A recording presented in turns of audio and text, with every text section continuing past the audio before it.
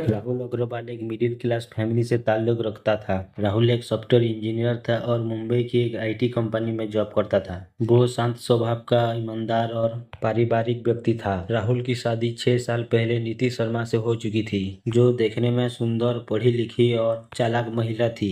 बाहर से दोनों की जोड़ी परफेक्ट लगता था। उसके पास एक अच्छा सा फ्लैट, कार और एक प्यारी सी बेटी थी जिसका नाम था टीना। राहुल अपने काम और परिवार में संतुलन बनाकर रखता था, लेकिन नीति कुछ और चाहती थी। ज्यादा पैसा, ज्यादा आजादी और ज्यादा से ज्यादा एंटरटेनमेंट चाहती थी। नीति की जिंदगी में एक और व्यक्ति था जिसका नाम था विवेक कपूर। विवेक एक जिम ट्रेनर था, हैंडसम, आकर्षक और तेज दिमाग वाला। नीति अक्सर राहुल से झूठ बोलकर जिम जाती थी, लेकिन वहां से पसीना नहीं बहाती थी, बल्कि विवेक के साथ रिलेशनशिप को आगे बढ़ाती थी। धीरे धीरे रिश्ता शारीरिक और भावनात्मक रूप से गहरा हो गया। विवेक जानता था कि नीति शादीशुदा है, लेकिन उसे कोई भी फर्क नहीं पड़ता था। उसे सिर्फ पैसा और नीति का शरीर चाहिए था। नीति, जो राहुल की आजादी से बाहर हो चुकी थी, अब विवेक के साथ भविष्य की प्लानिंग कर रही थी। लेकिन दोनों के बीच एक बाधा थी, उसका नाम है राहुल। एक रात, जो राहुल ऑफिस के कामों में व्यस्त था, नीति और विवेक ने वीडियो कॉल पर बातचीत की। नीति ने विवेक से बोला कि अगर वो रास्ते से हट जाए तो सब आसान हो जाएगा। तभी विवेक ने बोला कि तो हटा दो उसे। नीति ने हंसते हंसते कहा कि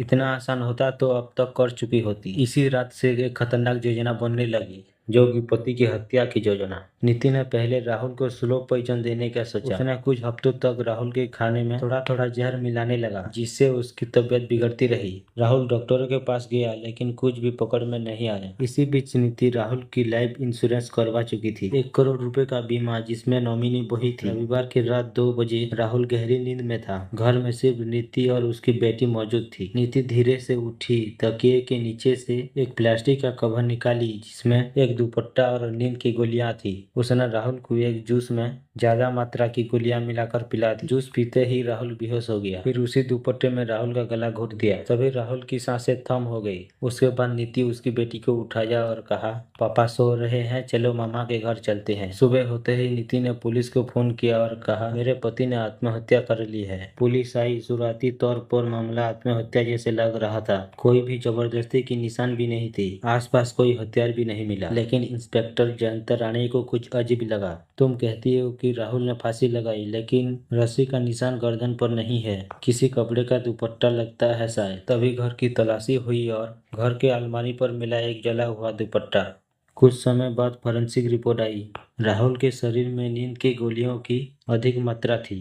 ये सब देखकर इंस्पेक्टर राणे को शक होने लगा। इंस्पेक्टर राणे ने बिल्डिंग का सीसीटीवी चेक किया। तभी पता चला कि नीति ने रात के 2 बजे बेटी को लेकर निकल गई थी, लेकिन उसने पुलिस को बताया कि 6 बजे निकली थी। इंस्पेक्टर राणे ने नीति की कॉल रिकॉर्ड निकलवाई। नीति और विवेक के बीच घंटों तक बातचीत होती रहती थी और हत्या वाली रात को भी उसकी कॉल थी। पुलिस ने जिम ट्रेनर विवेक को हिरासत में लिया। शुरुआत में वो कुछ नहीं कहा, लेकिन जब उसे पता चला कि उसके कॉल और मैसेज सब पुलिस के पास है, तो वो टूट गया। तभी विवेक ने बोला कि मैंने नहीं मारा, ये योजना नीति की थी। उसने कहा था कि वो मुझे फंसा देगी अगर मैंने कुछ कहा तो।